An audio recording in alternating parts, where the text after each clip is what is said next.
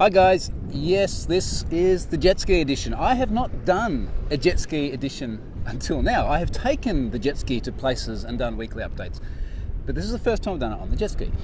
It is autumn here, or fall, depending on what part of the world you're from.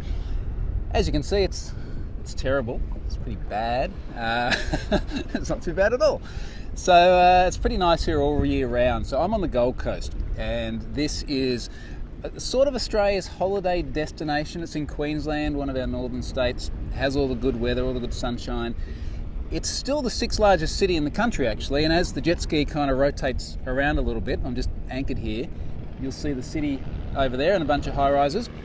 Got about 600,000 people. Because it is a big touristy spot, we get stuff like that, and then you'll hear jet skis and jet boats and things like that. So we'll see how this goes. This may not be a regular thing because of all the ambient noise. Now, be that as it may, getting down to business. A few things this week. And the first one was I did my Security Sense column, and I wrote a bit about normal accidents. And what I was sort of getting to here is that there's sort of this expectation that we should be able to get down to zero with security flaws, or the analogy that I use, I talk about one particular state in Australia that has a rather draconian approach to speed limits, where they pin you if you go 3k an hour over the limit. Now what I mean by this is that either 3k or 2 miles, depending on where you are in the world, the width of your speedo needle, they'll give you a ticket because they go, hey, every k over is a killer. We're going to eliminate deaths on the road by getting down to absolute zero. So there's going to be no more deaths. That's the target. Which of course is impossible. Even when cars are self-driving, the tree is going to fall on one or the software is going to go wrong. You're going to have problems because cars, like computer systems, are complex machines.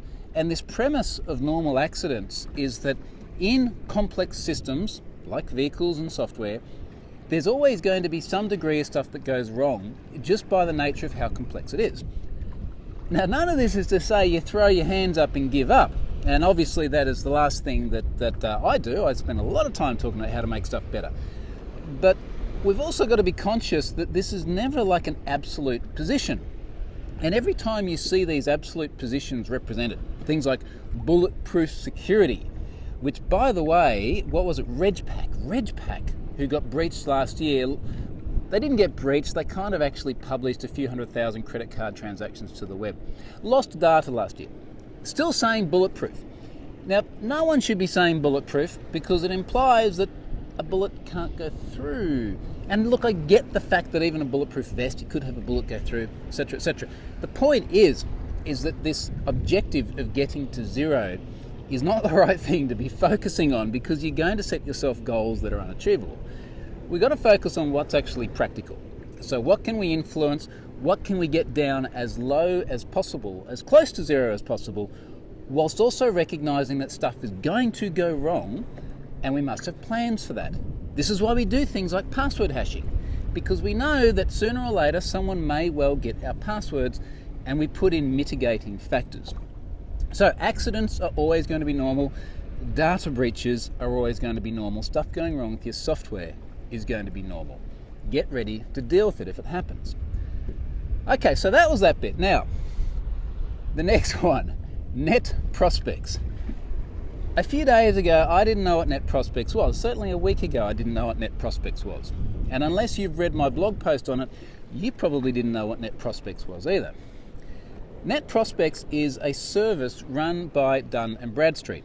And Dun & Bradstreet are a very big publicly listed company in the US that do a lot of different things around financial sectors, around data aggregation. It seems to be one of those companies that almost falls into that consulting category, consulting category sort of company, where they do lots of stuff.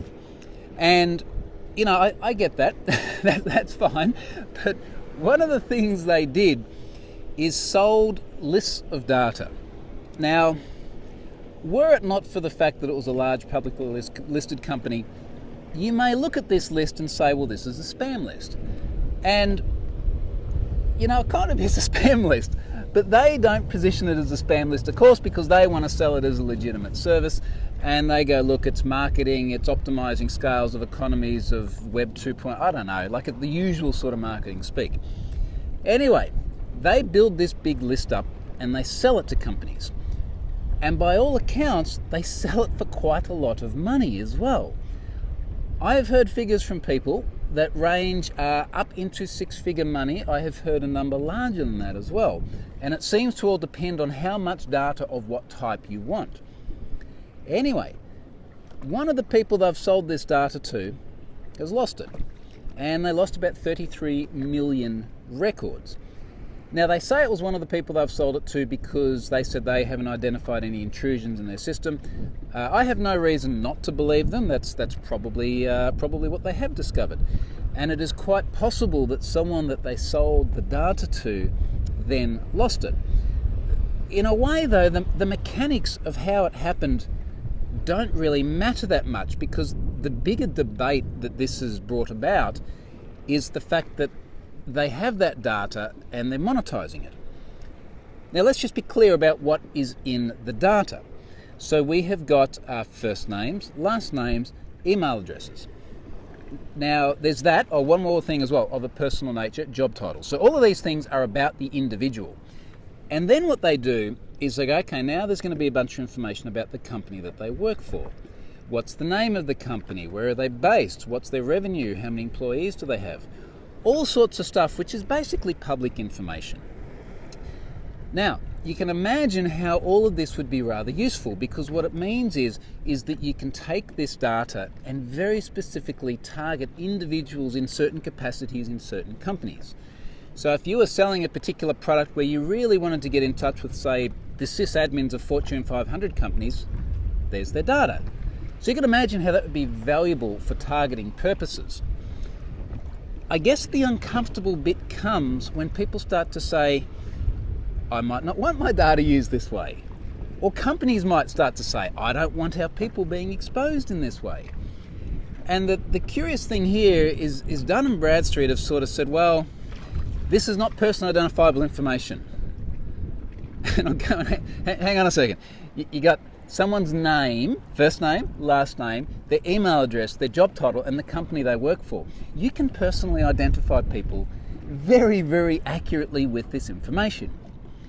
Now, here's the debate, because what they then say is they say, well, it's not PII because it's the same data that's on your business card. It's company data, it's corporate data. Now, frankly, I don't really like the idea of redefining the English language in this way, because personally identifiable data, by any reasonable definition, is data that can be used to personally identify people. The caveats here seem to be around the fact that PII is not PII in some jurisdictions, such as some areas in the US where Dun & Bradstreet are based, if it is effectively business card data. And what I've continually seen, here's a comment from them. I've got my iPhone up here on the jet ski. They say, based on our analysis, it is our determination that there has been no exposure of sensitive personal information. I agree with that. I wouldn't class any of that as sensitive. It's not birth dates, genders, sexual orientations, religion, that sort of stuff. And no infiltration of our system. You know, again, that's reasonable. But here's the sticky bit. They say the information in question is data typically found on a business card. Now, you can't argue with that.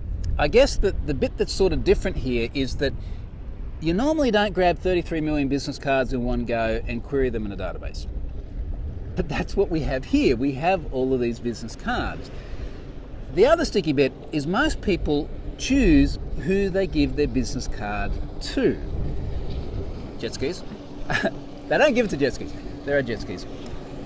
And the point here is that when you provide something like your business card to an organisation, you are consciously opting into sharing your information with them.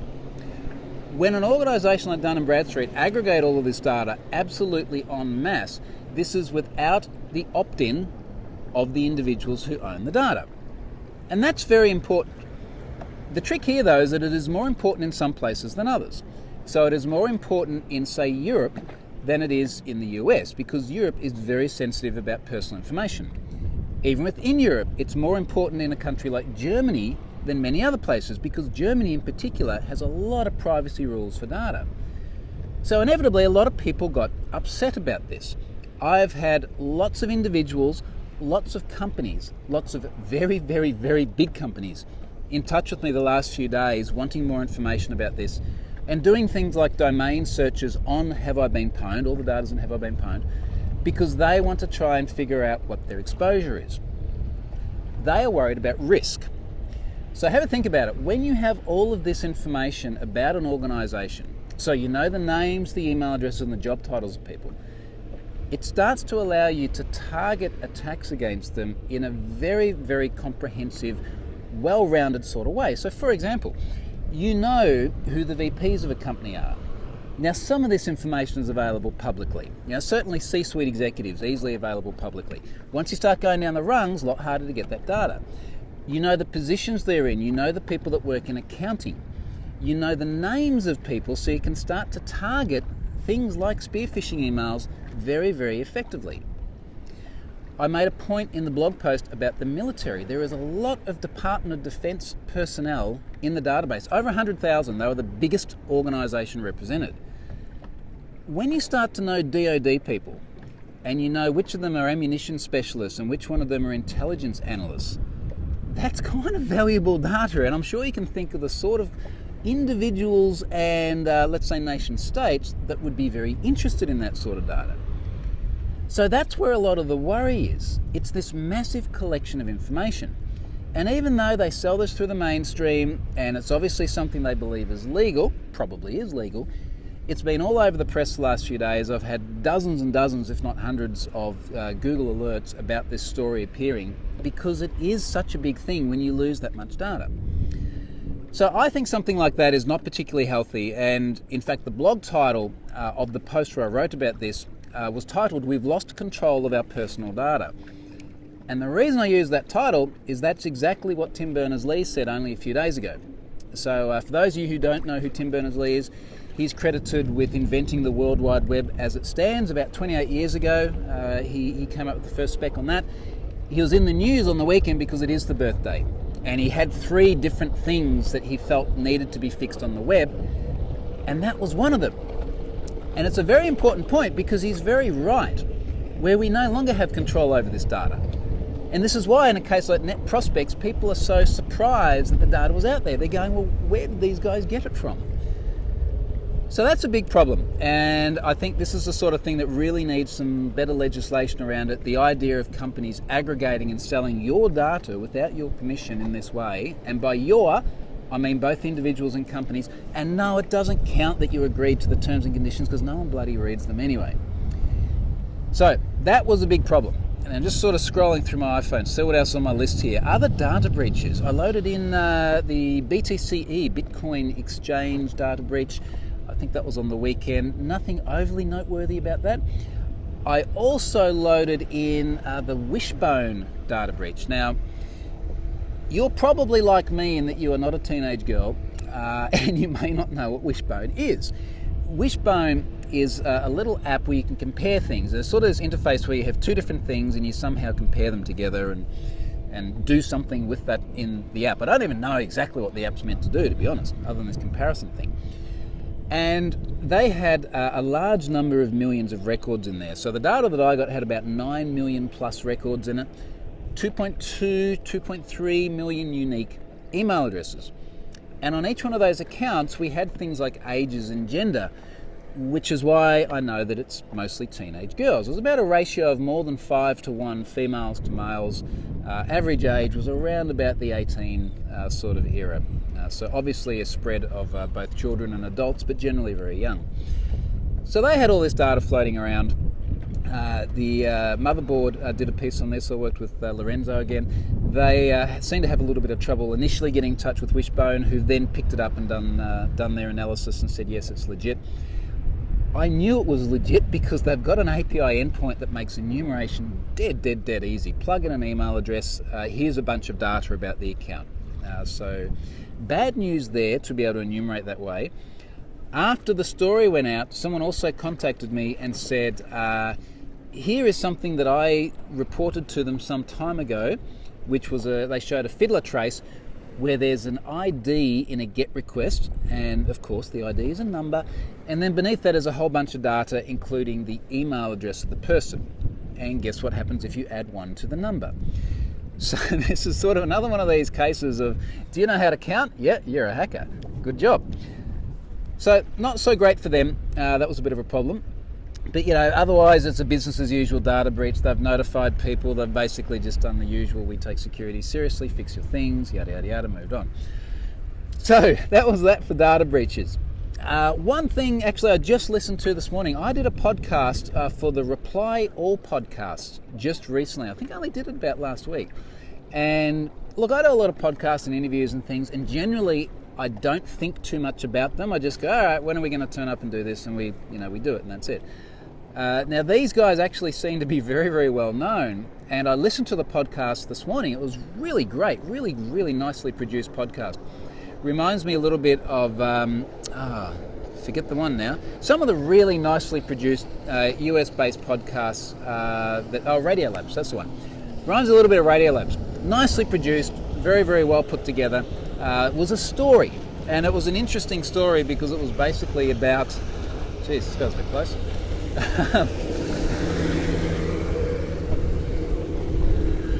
Anywho, I hope he doesn't knock my iPhone into the water. That'd be fun.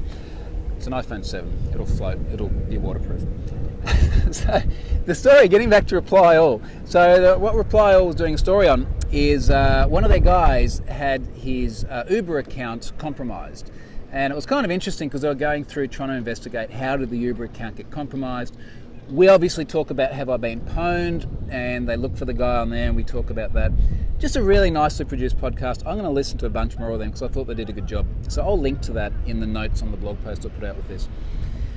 Last thing on this is Checkmarx is still up there sponsoring my blog today. So Checkmarx has been there for a few weeks now. I do a bit of work with these guys outside of what I do with the sponsoring, or what they do with the sponsoring anyway. They do some really neat stuff, and they are well worth a look at as well. So look, that's it. I know the wind's coming up a little bit, so I hope it is okay audio-wise. I went for a little bit of a swim round here, a little bit of a snorkel just before I started recording this, so I might tack the GoPro footage I got of that onto the end of this, just so that if you're on the other side of the world and you're feeling cold, a little bit miserable, you'll have something nice to look at. Thanks for listening. I will go back to the office next week and I'll be back into my normal position. Thanks guys, see you later.